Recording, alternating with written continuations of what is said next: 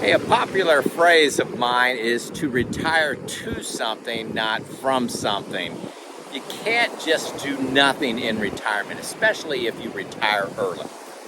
I tell you, and this is just my personal opinion, you can't go to the beach every single day of your retirement, month after month, year after year, and feel happy and fulfilled. But couple weeks is pretty darn nice. So I'm here in Topsail, North Carolina. Give me a like if you've ever heard of Topsail, North Carolina.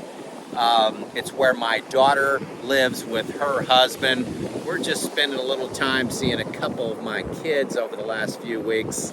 And the beach is pretty nice. We've spent up to 4 weeks at a beach, but we were kind of ready to go home and live our life and our epic retirement life. So anyway, thought I'd give you a quick update of what's going on for me in retirement here in May 2023.